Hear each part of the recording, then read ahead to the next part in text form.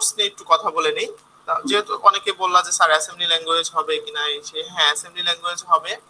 তো আমি একটু ল্যাব নিয়ে কথা বলি সবার ফার্স্টে। যদিও আমরা মাইক্রোকন্ট্রোলার বেসড প্রজেক্টই করব এবং কাজও করবো মাইক্রোকন্ট্রোলারের উপরেই, বাট আমরা মাইক্রোকন্ট্রোলারের অ্যাডভান্স ভার্সন গুলা নিয়ে কাজ করব। কেমন অ্যাডভান্স ভার্সন? যেমন রিয়েল লাইফে মাইক্রোকন্ট্রোলার কিন্তু একটা জাস্ট চিপ, এছাড়া কিছুই নাই। তোমাকে আমি একটু দেখাইতে পারি, আমরা ইন্টারনেট থেকে 8951 মাইক্রোকন্ট্রোলার আমরা ইউজ করব। তো এটার একটা দেখো, ফিগার দেখো তাহলে বুঝতে পারবা। ইমেজ দেখো, এই যে এরকম একটা চিপস, শুধু কিছু নাই, এছাড়া কিছু না। তো এটা আমরা ল্যাবে ব্যবহার করতাম, বাট আমরা আসলে এখন তো ল্যাবে হার্ডওয়্যার ল্যাবে নেই, তো আমরা এটা ব্যবহার করতে পারবো না। কিন্তু আমরা যেটা করব, এর বদলে এই মাইক্রোকন্ট্রোলারই পুশ করা আছে এবং এনভায়রনমেন্ট সেটআপ করা আছে আমাদের জন্য, এরকম একটা সার্কিট নিয়ে কাজ করব। সেটার নাম হচ্ছে আরডুইনো। ঠিক আছে, সেটার নাম হচ্ছে আরডুইনো, ওইটা নিয়ে কাজ করব। তো মূলত আমাদের পড়ালেখার বেসিকটা কিন্তু 8951 এর উপরেই এবং অ্যাডভেলেটটার উপরেই আমরা জোর দিই।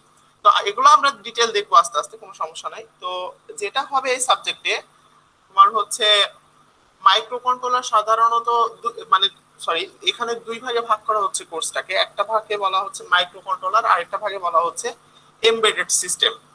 তো এমবেডেড সিস্টেম কোনগুলা? যেগুলা সিস্টেম সাধারণত আমরা বাসা বাড়িতে দেখে থাকি, দেখো দেখাই কিছু জায়গা, যেগুলা যেগুলা জায়গাতে এরকম হয় যে তার একটা প্রাইমারি উদ্দেশ্য থাকে, বাট ওই উদ্দেশ্যকে স্যাটিসফাইড করার জন্য আরো কিছু কাজ করতে হয় আমাদেরকে, আনুষঙ্গিক আরো কিছু কাজ করতে হয়। এই যে আনুষঙ্গিক কাজগুলা করি, যে কাজটা আসলে আমার মূল কাজ না, বাট আমরা ওই মূল কাজটাকে সাপোর্ট দেওয়ার জন্য আনুষঙ্গিক কিছু কাজ করতেছি, এই কাজকে যে সিস্টেমের মাধ্যমে কমপ্লিট করা হয়, এই আনুষঙ্গিক কাজগুলোকে তাদেরকে বলা হয় এমবেডেড সিস্টেম। উদাহরণস্বরূপ দেখো, ওভেনের কাজ হচ্ছে ভাত গরম করা কিংবা খাবার গরম করা, ঠিক আছে? এখন ওভেনের কাজ যদি খাবার গরম করা হয়, তাহলে ওভেনের সামনে যে তোমার টেম্পারেচার দেখায়, এটার কাজ কি? কিংবা ওভেনের সাথে যে সুইচ থাকে, যেটার মাধ্যমে তুমি কন্ট্রোল করো খাবার গরম করার ব্যাপারগুলা, ঠিক আছে, টেম্পারেচার গুলা কন্ট্রোল করো, এগুলা কেন লাগে? এগুলা কি আসলে ওভেনকে কি করতেছে? ওভেনে খাবার গরম করার কাজটাকে ত্বরান্বিত করতেছে বা হেল্প করতেছে, ফ্যাসিলিটেট করে সহজ করে দিচ্ছে কাজগুলোকে, তাই না? এটা হচ্ছে হচ্ছে তোমার কি বলে, ওভেনের সাথে যে এমবেডেড সিস্টেম, সেই এমবেডেড সিস্টেম। কিংবা এসির ক্ষেত্রে চিন্তা করো, এসির মূল কাজ হচ্ছে ঘরে রুম টেম্পারেচারটাকে অ্যাডজাস্ট করে দেওয়া, বাট তুমি দেখবা এসিতে খুব সুন্দর করে একটা রিমোট লাগানো আছে, তারপরে রিমোট দিয়ে তুমি আবার এসি টেম্পারেচারও কন্ট্রোল করতেছো, আবার তুমি টেম্পারেচার দেখতেও পাচ্ছ। এই যে এই জিনিসগুলা, এগুলা কিন্তু এমবেডেড। এটা কিন্তু এসির মূল কাজ না। এসির মূল কাজ হচ্ছে তোমার ঘরের রুম টেম্পারেচারটাকে তোমার মতো করে অ্যাডজাস্ট করে দেওয়া, বাট সে কিন্তু এই যে এই আনুষঙ্গিক জিনিসগুলো নিয়ে কাজ করতেছে, এই যে রিমোট কিংবা তোমার টেম্পারেচার কত হবে না হবে এগুলো ফিক্স করে দেওয়া। তো এই যে এই জিনিসগুলো যারা তৈরি করে, যেসব জিনিসের সাথে থাকে এরকম এক্সট্রা অ্যাডভান্টেজ দেওয়ার জন্য, ফ্যাসিলিটেট করার জন্য, এই রকম সিস্টেমগুলোকে বলা হচ্ছে এমবেডেড সিস্টেম। ঠিক আছে, এখন এমবেডেড সিস্টেম সাধারণত কি দিয়ে তৈরি হয়? এখন আমরা যে কম্পিউটার তৈরি করি বা কম্পিউটার ব্যবহার করি, সেখানে আমাদেরকে কি বাজারে গেলে আলাদা করে সিপিইউ কিনতে হয় না, সেন্ট্রাল প্রসেসিং ইউনিট কিনতে হয়, তারপরে র্যাম কিনতে হয়, রম কিনতে হয়, এভাবে কিনতে হয়, আদার আনুষঙ্গিক জিনিসগুলো কিনতে হয়। তো এই যে এই জিনিসগুলো তুমি বাজার থেকে যে কিনে নিয়ে আসো, নিয়ে এসে তারপরে একসাথে তুমি সেগুলাকে একসাথে মার্জ করে একটা সিস্টেম তৈরি করো, সেটা হচ্ছে তোমার কম্পিউটার সিস্টেম। তো একটা কম্পিউটার সিস্টেমকে সাপোর্ট দিতে হলে অনেক ধরনের যন্ত্রপাতি লাগতেছে, অনেক ধরনের ইউনিট লাগতেছে, যেমন সিপিইউ লাগতেছে, মেমোরি লাগতেছে, ইনপুট আউটপুট ডিভাইস লাগতেছে, এরকম অনেক ইউনিট একসাথে মিলিত হয়ে একটা সিপিইউ তৈরি বা একটা কম্পিউটার সিস্টেম তৈরি হচ্ছে। এখন এই যে জিনিসগুলো যদি তুমি আলাদা আলাদা করে কিনতে চাও, কিনে এনে মার্জ করো, কিংবা এই জিনিসগুলো সাইজের কথা তুমি চিন্তা করো, অনেক বেশি বড় বড় সাইজ, এবং তুমি তোমার একটা কম্পিউটারকে অনেক পারপাজে ব্যবহার করতে পারো। খেয়াল করে দেখো, তুমি একই কম্পিউটারে গেম খেলতেছো, একই কম্পিউটারে তুমি ক্লাস করতেছো, একই কম্পিউটারে তুমি প্রেজেন্টেশন দিচ্ছ, একই কম্পিউটারে তুমি কোডিং করতেছো, ম্যানি ম্যানি থিংস করতেছো, তাই না? এই ধরনের কম্পিউটার যেগুলো, এই ধরনের সিস্টেম যেগুলো, এদেরকে বলা হয় হচ্ছে জেনারেল পারপাস সিস্টেম। ঠিক আছে, মানে জেনারেলি তুমি যে কোনো কাজই করতে পারতেছো, তোমার কাছে অনেক অপশন। বাট আমরা যদি এখন এসির সাথে যে সিস্টেমটা নিয়ে এসেছি, সেখানেও তো এক ধরনের ক্যালকুলেশন করতে হয়। এমবেডেড সিস্টেম যেটা নিয়ে এসেছি বা রিমোট কন্ট্রোল যেটা নিয়ে এসেছি, এখানেও এক ধরনের ক্যালকুলেশন তো করতে হচ্ছে আমাদেরকে। এই যে ক্যালকুলেশন গুলা করতে হচ্ছে এটার জন্য একটা প্রসেসিং পাওয়ার লাগতেছে, আবার কিছু ইনফরমেশন স্টোর করতে হচ্ছে এটার জন্য কিছু র্যাম লাগতেছে, তো কিছু মেমোরি লাগতেছে। এই যে র্যাম, মেমোরি, প্রসেসিং পাওয়ার, এইগুলা সব একসাথে মার্জ করে একটা ছোট্ট চিপের মধ্যে যখন ঢুকায় দেওয়া হয় তখন ওই চিপটাকে বলা হয় হচ্ছে মাইক্রোকন্ট্রোলার। ঠিক আছে, তখন ওই চিপটাকে মাইক্রোকন্ট্রোলার বলা হয়। তো এখন একটা এমবেডেড সিস্টেমে যদি আমরা আমাদের কম্পিউটারাইজড সিস্টেম ব্যবহার করি সেটা ভালো হবে, না আমরা যদি মাইক্রোকন্ট্রোলার ব্যবহার করি কোনটা ভালো হবে?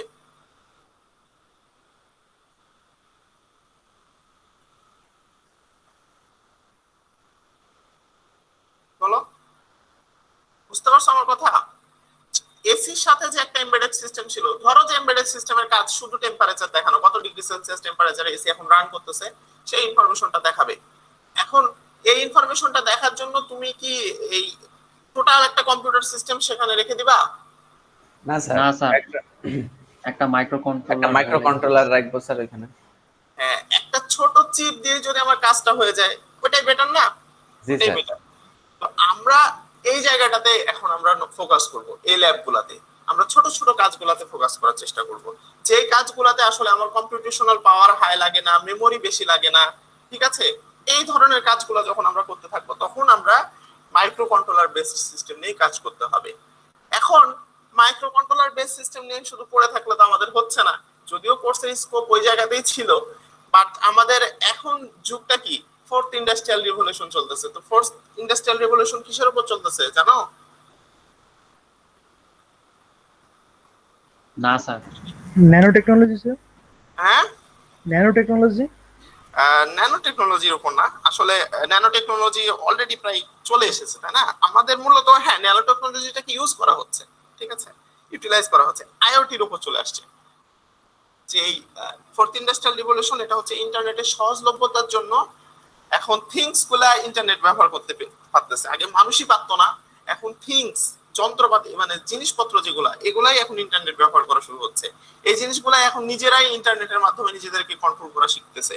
এটাই হচ্ছে আইওটি, ঠিক আছে, ইন্টারনেট অফ থিংস। তো এই সাবজেক্টের আরেকটা স্কোপ থাকবে তোমার হচ্ছে ইন্টারনেট অফ থিংস এর সাথে। ঠিক আছে, যেমন একটা উদাহরণ দেই, ধরো যে খুব জনপ্রিয় উদাহরণ কিছু আছে তার মধ্যে একটা উদাহরণ দেই।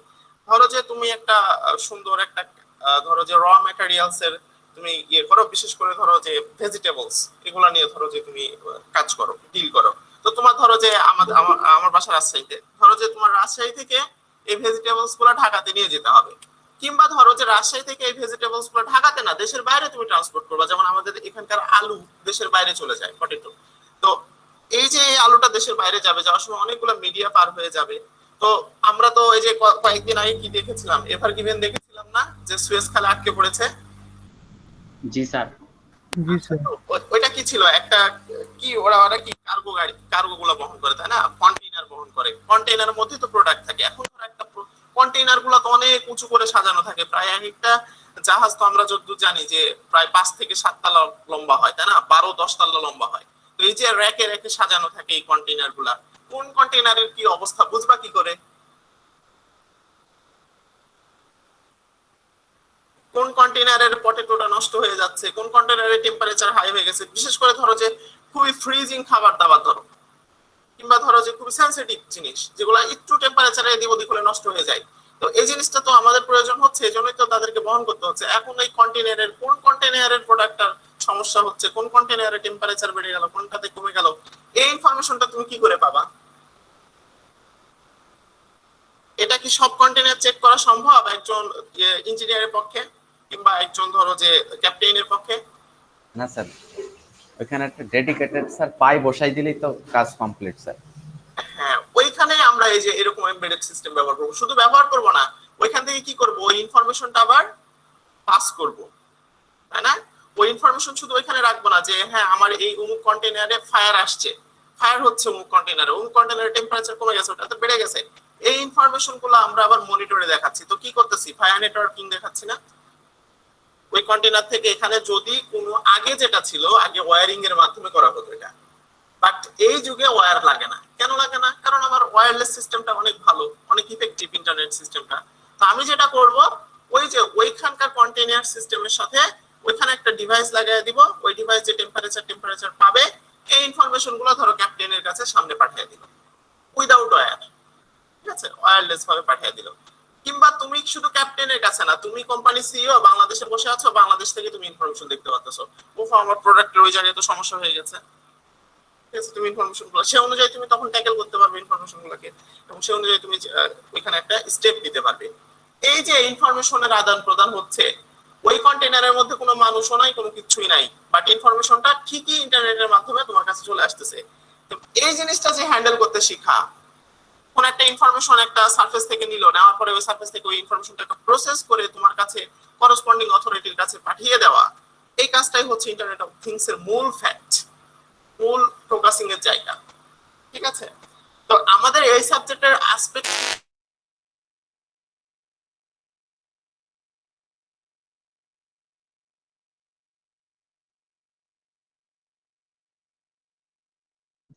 কথা শোনা যাচ্ছে না স্যার।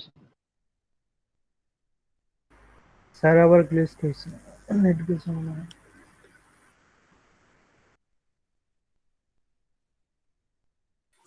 এই ক্লাস শুরু হয়েছে কখন?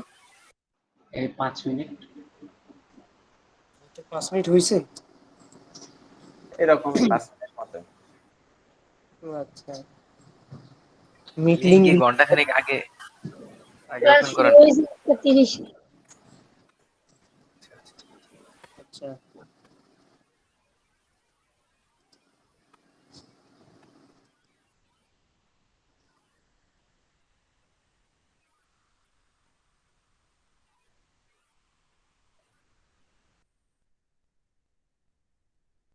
আচ্ছা আমি একটা কথা বলি, শোন।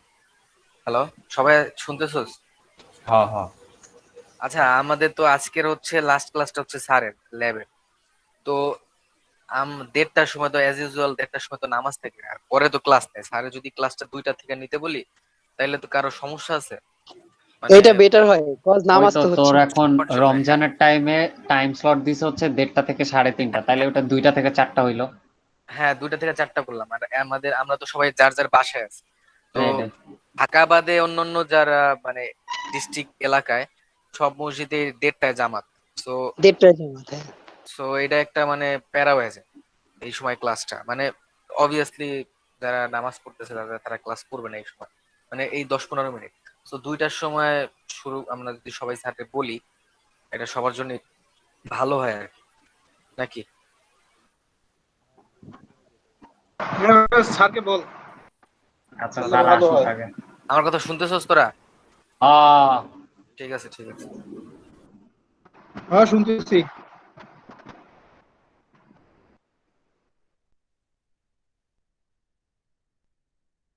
রেকর্ড কি স্যার করতেছেন? স্যার করতেছিল?